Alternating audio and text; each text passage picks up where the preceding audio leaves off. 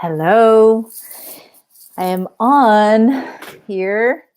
It's been a little while, so happy belated, um, happy belated Indigenous Day. That was yesterday. Hi, if you don't know me, my name is Trisha, and I am a Native American psychic, a medicine woman, and a spiritual mentor. And I'm also the creator and founder of Deeply Intuitive, Unleash Your Gifts to Attract Abundance, to be empowered, and to gain confidence in connecting to your guides. You could also visit my website, which is right there, which is trishacondo.com. Excuse me, it's been a little bit of a day for me. Remember to like, to love my profile and on my intuitive guide page. Also like my page, love this video, and share it out with your friends. Let them know that this is happening right now. Okay, so with that being said, make sure that you follow me on Instagram. I'm showing a lot of things I don't normally show on Facebook. Go on my YouTube channel. I've changed things up a little bit. So check it out.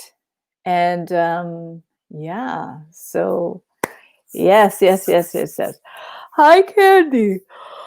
Oh, excuse me. Hi, Melly. Hi, Pearl. Hi, Sharanda. I feel like that woman in she had this big mirror. I see, that woman, I forget what was the show called. I see Candy. I see Candy. I see Julia. I see Pearl. That really it reminds me of that. Yawning is contagious. Yes. My hair is a little bit. How's the life of it though? I'm so sorry. Oh, so yeah. Okay. So it has been an interesting day. I went out to the grocery stores today. I went to all four of them. I just needed to get out. I just needed to get while I can. And I really, I have, what do you call that? Sanitizer in my car. And I forgot to put on my mask, and everyone was looking at me. I'm like, oh. So I had to go back into my car and put my blue mask on. And I was thinking of, excuse me, of ordering, oh, so sorry, ordering a black mask with a little gray wolf. I'm sure there's people or a place I can do that. Anyways, I'm gonna do something like that with a black mask and a gray wolf somewheres. I gotta think about this. Anyways, so with that being said, so what's the first thing you would do with being loud and proud as a deeply? Oh, what's the first thing you would do if you were a loud and proud, being out there, a deeply intuitive guide?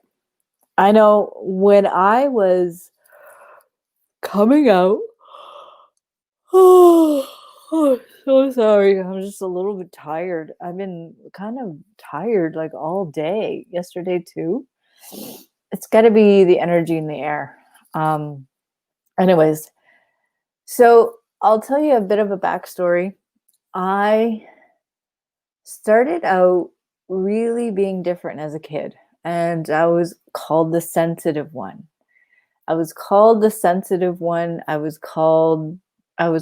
lot of names, weird, all kinds of strange names. And I'm so sorry. Excuse me. And I remember being in the closet for a long time as a very psychic kid. And I was very psychic as a kid. My mom told me that I was speaking to a lot of people that weren't there when I was 3 years old, and I would laugh. And I remember she also told me that I would see things that weren't there. I would see spirits, and I would see, ghosts. I would see people walking around. I would hear people going up and down the stairs at night. And I didn't have, I'm so sorry. I, this is going to be my last one.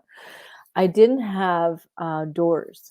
I didn't have a door where my bedroom was. And I would just see, things at night. That's when I was the most, I guess, the most relaxed. Because I was a big tomboy when I was a kid. And I hung out with my cousins a lot. And I used to be outdoors a lot. I would be outside. You would have to drag me inside. I was an outdoors kind of person. And I'm the opposite. Well, I'm kind of the opposite, but I still go outdoors. But in the closet, I was in the closet a lot. I remember I was looking at these runes, and I was looking at runes, and I was looking at smudging. I did smudging by myself. I had crystals. I was reading a lot of unsolved mysteries. I would look at the not dictionary, encyclopedia, and read about the Bermuda Triangle. And I would look at these, all these really cool things. And I wouldn't share it with anybody. I remember putting them in my closet. I put them in my drawers or underneath my bed. And I didn't want anyone to know about it. I didn't want anyone to know about it. I was pretty ashamed about anybody knowing about this stuff. I didn't think people were into this. And I hid it because people, especially my family, they would have some weird reactions. They would just give me a look, or I remember I talked about ghosts one time, and I would freak people out, especially my family. And I didn't talk about it openly. I did not talk about it. And so that is where being in the closet started to come when I was a kid. And then I started to be more in the closet. And then when I was about 17, 18, I heard somebody talking about auras and orbs. And I thought that was so interesting.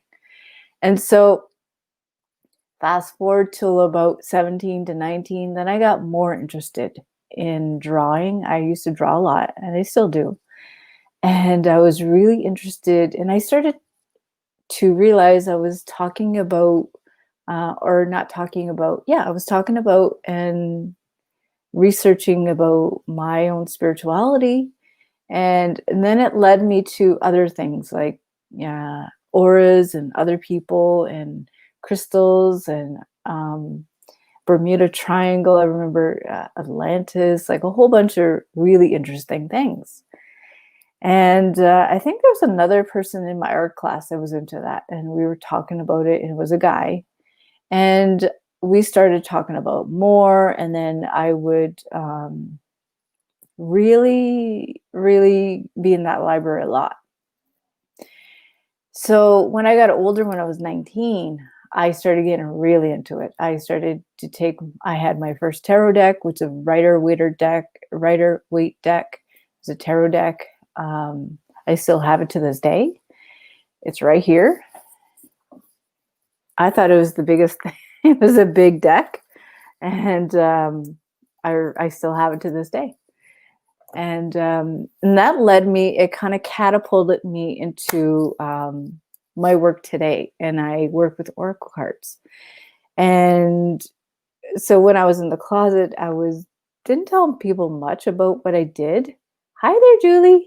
I didn't tell people much. I was very much scared of what people thought.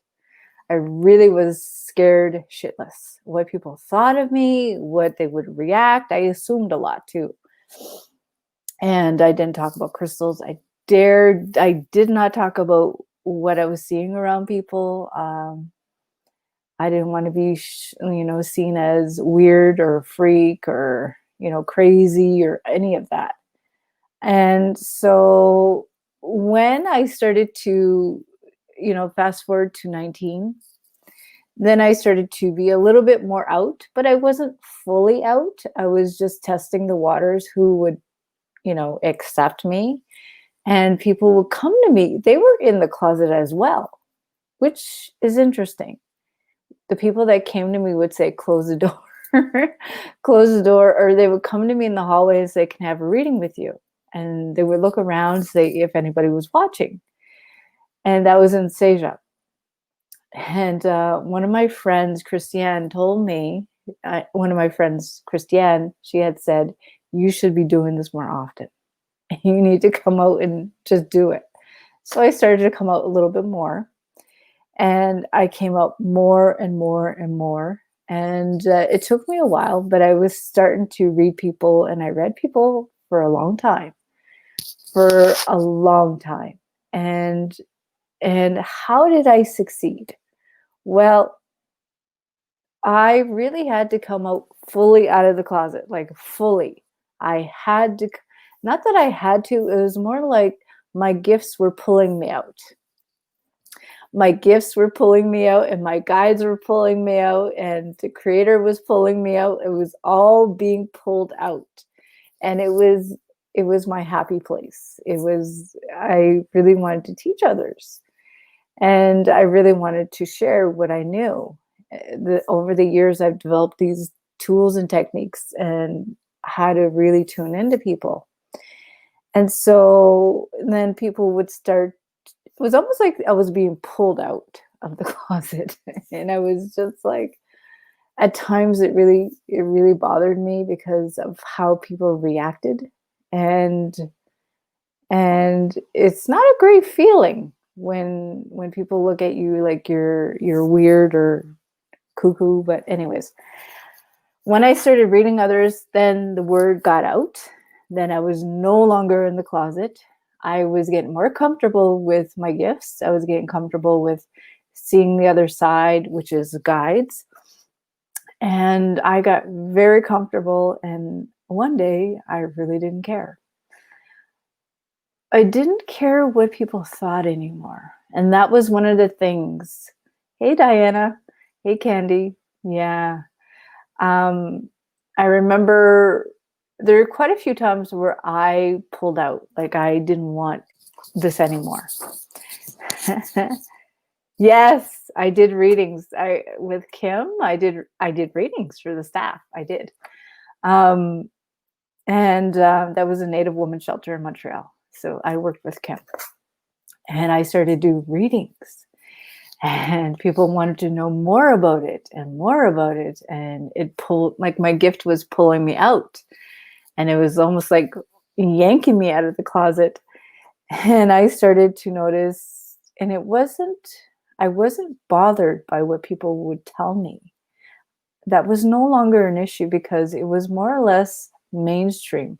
It was less mainstream when I was in my 20s, but it's more mainstream now. But how I succeeded, how I succeeded was I really had to accept. It was more or less my gifts wanted me to really just say, hey, this is who I am, accept me. And I had to know who I was or know who I am now and really know that this is my calling. So the first thing that I did when I told everybody. I remember I was on newspaper, I think it was 2 years ago. I was in the Spec, which is a local newspaper. And I read the journalist at the time. And she was like, holy crap. She goes, are you professional? And I'm like, well, I had a job at that time. I'm like, well, I would think I was still a little bit in the closet, but I wasn't fully. But anyways, so how I succeeded from being in the closet to being out, I believe that it was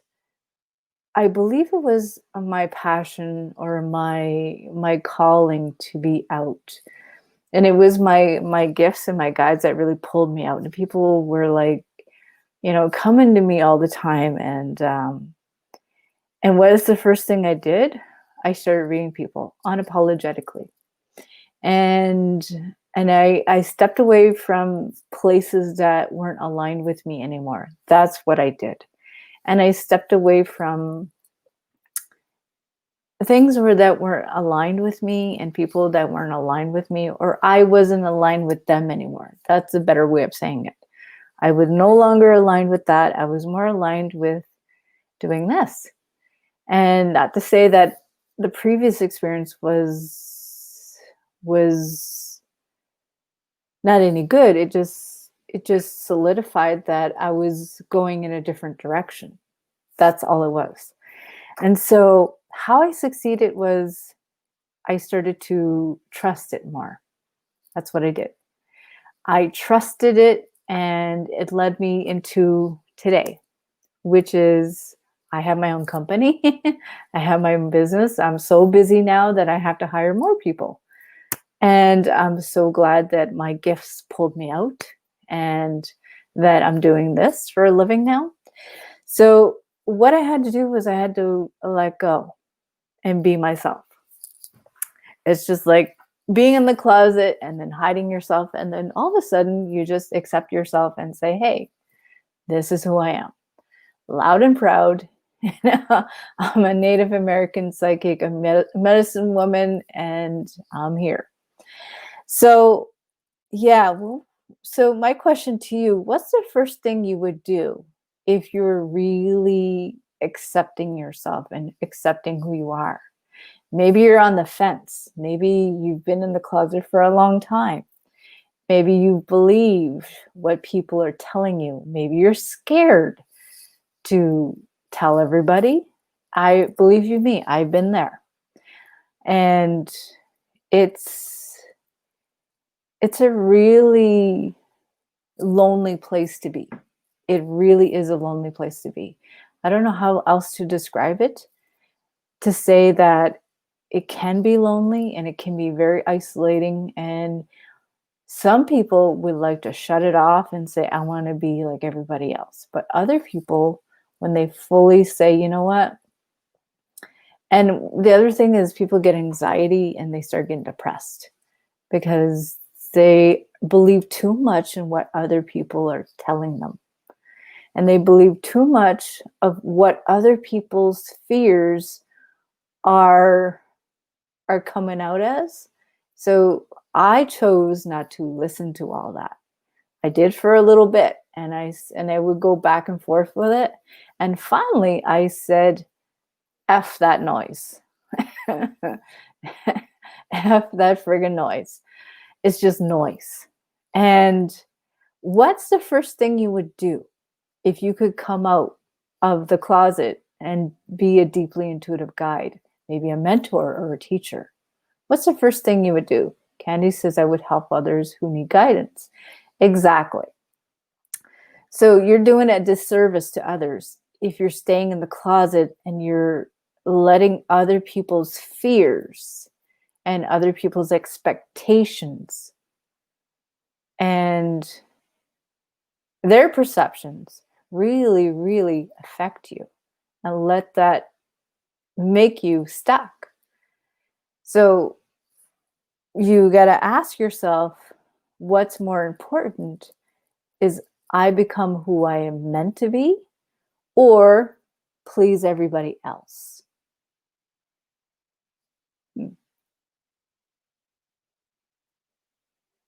Please everybody else, or be who you really want to be and be who you really are. So when I made that decision, I remember I didn't sleep for like 2 or 3 days. I didn't sleep, and it was just like, oh, you want me to be myself? Holy crap. Oh my God. But I'd rather be myself than be unhappy and be around people who don't believe in me. I'd rather be myself. And I'm not negating where I was, I'm not negating that at all. I'm just saying that I'd rather be happy and wake up in the morning and say, wow, who am I helping today? Who needs my help today? And what am I teaching today? Right? Yeah, not to be afraid to say what is coming. Right. And expecting the best. Expecting someone to call you and say, I need your help. What do you see? What can you heal with me? You know, that is the big thing. And so What's the first thing you would do? Put it in the comments below. What's the first thing you would do if you weren't afraid?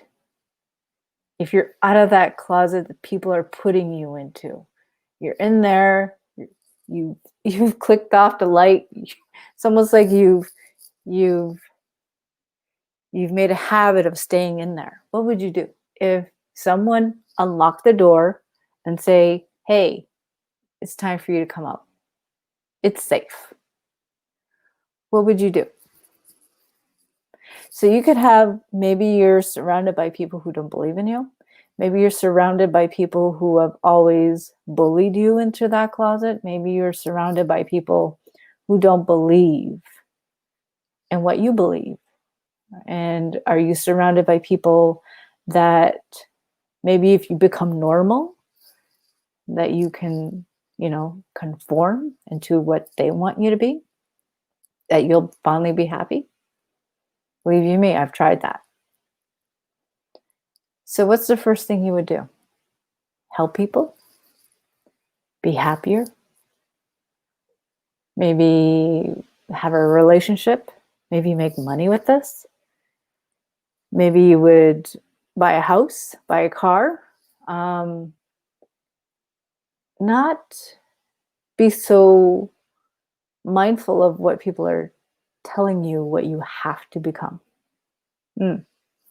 That's another one.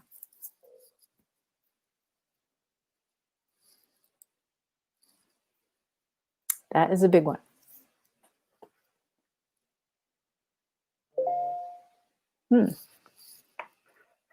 So what would you do first? What would you do first? For me, what I did, and I'll tell you, is I let go. I let go of what was not aligned with me. That's the first thing that I did. That was the scary part. It was really scary. I remember I couldn't sleep for an entire week. When I let go of what wasn't working for me, I felt like it was a crutch. It was a crutch. And it was scary at first to let go of that, of what was considered security and safe. And I let go and I stepped in, and I was just like a week of, I didn't sleep. I'm going to be quite honest with you. I couldn't sleep for 1 week. I was up till 2 or 3 in the morning, and I was pacing in my house, and I was like, oh my God. And I remember at one point I started crying, and I wasn't sad. It wasn't a sad kind of crying. It was more or less like, I finally can do what I want. I finally can help people.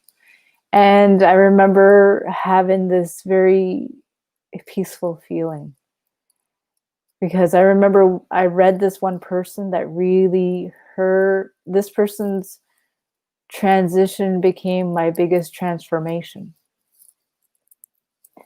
And when I read that person, it really solidified what I had to do, really changed everything. That person's transition became my transformation. And when that happened, I said, okay, this is what I have to do. And that is what I had to do. I had to trust. It was just like walking on an invisible bridge.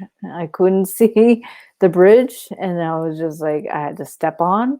You know that guy Indiana Jones, where he was going through all these tests, and he had to go through this long thing, and he had to he had to trust that there was something there, but yet there was everything that was invisible underneath.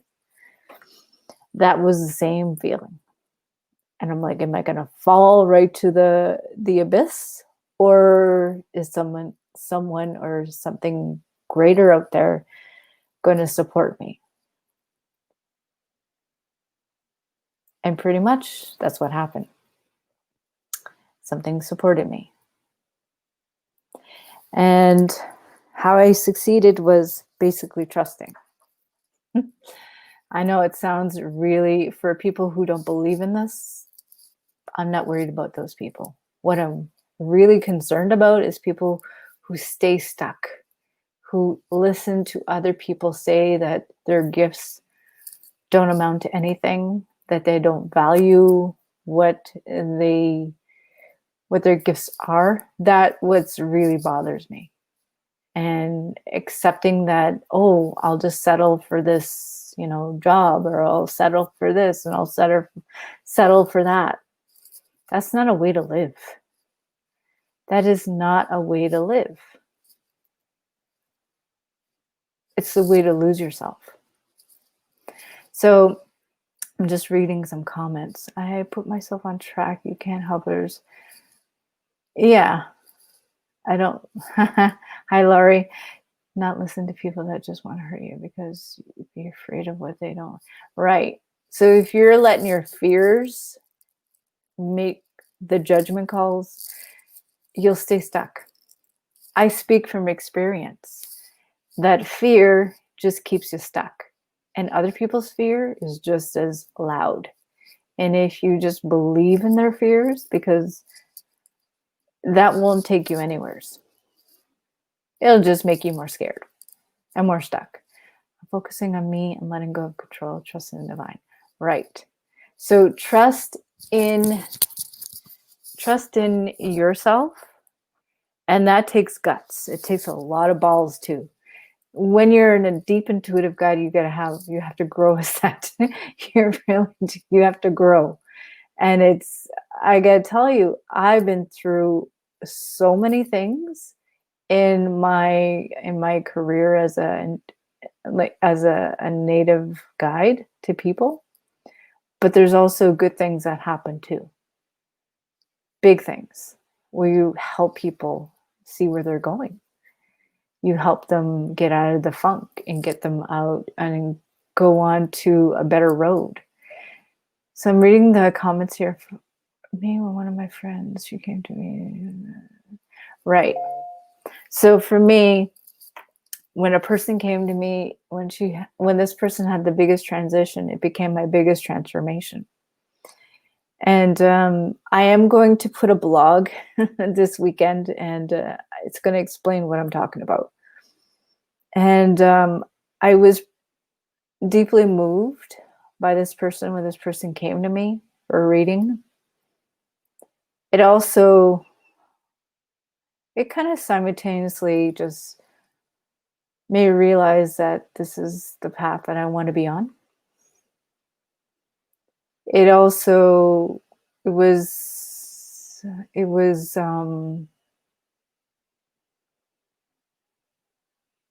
deeply moving what happened. And I won't forget this person ever. But this person really changed my life. Big time. And that was the person's gift to me. I will never forget that person, ever, ever, ever. But this person really changed everything for me. Big time. And this person's in the spirit world now, but this person really changed everything for me. And this person made me go into a different path, a big path. And when I read this person, I knew this person was going to the spirit world. I knew. It was hard for me to read this person. But anyways, I don't want to say too much because this person really changed my life. And for the better. I don't want to cry because that's where it's going to go. This person really changed my life for the better. And this person said, don't stop what you're doing. Don't stop. Even though I'm moving on into the spirit world, don't stop. Whatever you do, don't stop. And that really hit me hard. And that's where I had to take like 2 months off, 3 months off, almost 6 months off. And that's where I said, okay, it's time. It's time. This is a feel-good story, but be sure to look at my website because it's going to come out this weekend. And yeah, anyways, I'm going to go into, I'm going into another tangent here and I don't want to. I've been on here 30 minutes. Wow. Okay. So I'm going to let you go. But if you're interested and if you're staying in the closet because someone told you that this is not safe for you, that put in my link here. I gotta tell you, I wish I had me like 20 years ago, wish I had me as a mentor. And I wish I had guidance and support and structure back then. But for me, I'm basically self-taught. No one has trained me to do what I do. So you want to cut the learning curve. If you really want to learn how to really unleash your gifts and connect to your guides, and you're looking for a community, I do have a mastermind. It's 3 months, and I'm actually expanding into more things about how to a mastermind about launching and monetizing your gifts. So if you want to learn how to run an successful online business, that is also in the works. If you're interested in that, let me know. There is the link right there. And there's the link right here. And you'll be able to, there's a lot of people connecting to me right now. Okay. If you want to know further information, go on the link and we'll talk and see if we're a good fit. And I definitely would love to talk to you. All right, I'm going to go. I wish you all a great night and thanks for watching. I really appreciate it. And I'm going to be up again. Let's see, Wednesday, maybe, I'm not sure. Definitely Friday, the same time, 4 o'clock. Let everybody know because it is the new moon this Friday, and see what I'm up to. Okay. So tell your friends about this. I can't wait to see you. How do you know where we're at? Oh, good question. How do you know where I'm at? What do you mean? So if you come on to a call with me, how do I know? Well, I'm naturally psychic, so I'll know where you're at. And I'll know certain things. It's the breakthrough calls are not soul readings. This is just to see if we're a good fit and if we work well together, because I'm very protective of my mastermind. I'm very protective. I just don't allow anyone in there because I'm very protective of these sensitive women. All right. So make sure that you schedule a free breakthrough call. Remember, these are not free soul readings. My soul readings are on my website, which is trishacondo.com. All right. That is right here. All right. I'm going to go, but I wish you all a great night and you take care. Okay. Bye.